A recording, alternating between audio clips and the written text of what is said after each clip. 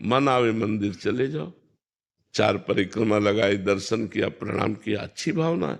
अब जिसकी रुचि नहीं है मंदिर जाने की तो मत जाओ, लेकिन आपका कल्याण भगवान के नाम जप करने से होगा।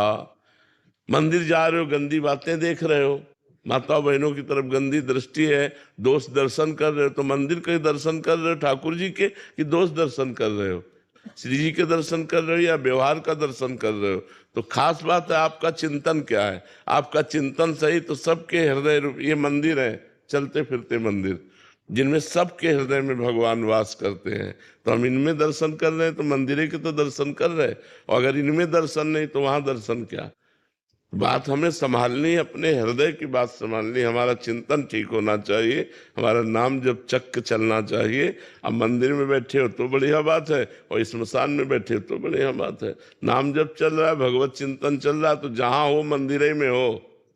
और भगवान का चिंतन नहीं चला, गलत चिंतन, तो मंदिर में भी जाकर गलत चिंतन ही करोगे, लाभ तो नहीं ले पाओगे।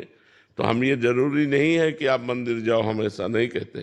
तुम्हारी रुचि है तो मंदिर जाओ, तुम्हारी रुचि नहीं है, तुम्हारे पास भाव नहीं है, तो आप नाम जप करो, आपका काम हो जाएगा। भगवान हृदय मंदिर में सबके विराजमान है, वहीं प्रकाशित हो जाएंगे। तो अच्छी बात है, बहुत अच्छी बात है, जाना चाहिए।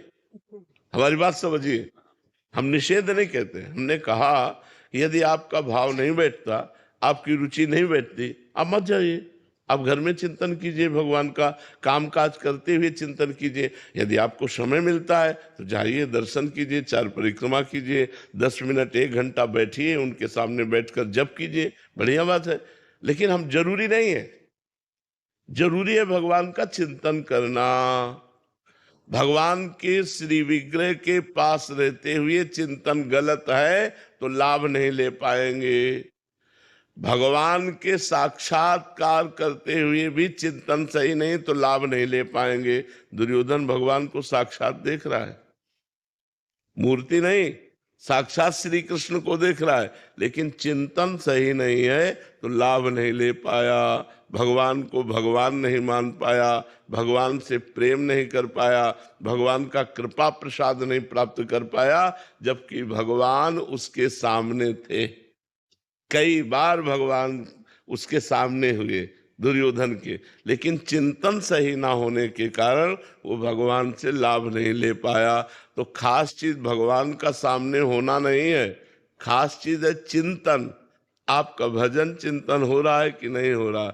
भजन हो रहा है, चकाचक आप भगवदानंद में डूबे रहेंगे। भजन नहीं हो रहा तो मंदिर में बैठे इधर उधर ताक झांक करेंगे, ठाकुर जी को नहीं देख पाएंगे, ठाकुर जी का आनंद नहीं ले पाएंगे। तो नाम जप करो, फिर मंदिर जाओ तो देखो कितना आनंद होता है। ठाकुर से आंख मिलाओ, दर्शन करो, परिक्रमा करो, प्रणाम करो, अहोभाग्य सौभाग्य। ऐसा कभी प्रवचन में सुना है क्या कि कोई कार्य नहीं करना चाहिए? ऐसे प्रवचन में सुना है क्या कभी? नहीं।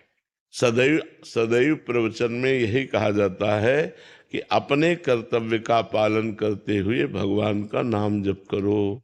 अपना काम करते, तुम व्यापारी हो, तुम नौकरी वाले हो, तुम किसान हो, अपना कार्य करते हुए भगवान का नाम जप करो। अपने कार्य में कायरता मत करो, अपने कार्य में जो धर्मयुक्त कार्य है उसको करो। अब जैसे आप कोई ऑफिसर हैं, आप घूस ले रहे हैं, आप अधर्माचरण कर रहे हैं, आप ठीक नहीं कर रहे। आप अपने कर्तव्य का पालन करो, वो आपकी पूजा है। और नाम जब करोगे जिससे तुम्हारा मन शुद्ध होगा, परमात्मा की प्राप्ति होगी। तो मामनुष्मर युद्ध से भगवान का स्मरण करते हुए अपने कर्तव्य का पालन करना, ये तो सदैव यही उपदेश होते रहते हैं। जब उपदेश होते तो यही उपदेश होते हैं। कभी ऐसा नहीं कहा गया कि आप सब काम काज छोड़ दो, ऐसा नहीं कहा गया। हम सब छोड़कर भी बैठे हैं क्या? अपनी दिनचर्या में लगे ना, तो आप भी अपनी दिनचर्या में लगते हुए भगवान का भजन कीजिए। अविद्या के कारण होता है, अज्ञान के कारण।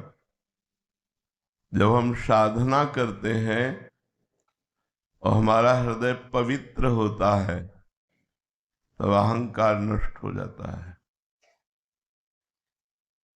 अगर ज्ञान में है तो अहंकार, जैसे सूर्य उदय होते ही अंधकार का नाश हो जाता है, ऐसे ज्ञानोदय होते ही देहाभिमान नष्ट हो जाता है।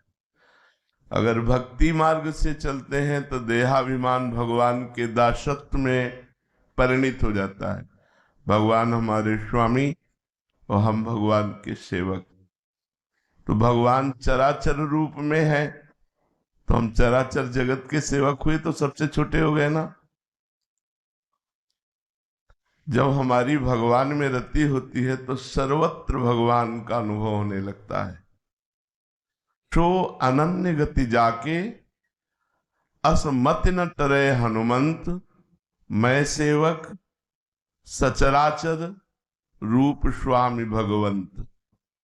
वही अनन्य भक्त है जिसको ऐसा अनुभव हो कि मैं सेवक हूं और चराचर जगत मेरे स्वामी का रूप है।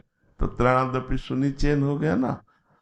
बिना भक्ति और बिना ज्ञान के ये अहंकार तो छोटी छोटी बातों में भी लगा रहता है। फिर जब हम अच्छे सत्कर्म करते हैं तो ये और पुष्ट हो जाता है। ये सब अहंकार जब गलित हो जाता है तभी परमात्मा प्राप्ति होती है। तो सत्संग के द्वारा, नाम जप के द्वारा, शास्त्र स्वाध्याय के द्वारा, परोपकार के द्वारा हम अपने मन बुद्धि को जब पवित्र करते हैं तो पवित्र मन बुद्धि में शुद्ध ज्ञान का प्रादुर्भाव होता है और उसी से अज्ञान का नाश होता है। अज्ञान ही अहंकार है, अहंकार ही अज्ञान है। इसका नाश होते ही शुद्ध आत्म स्वरूप में स्थित हो जाना या भगवान के प्रेम को प्राप्त हो जाना। तो हम साधन करें, नाम जप करें, शास्त्र स्वाध्याय करें, संतों का संग करें, परोपकार करें।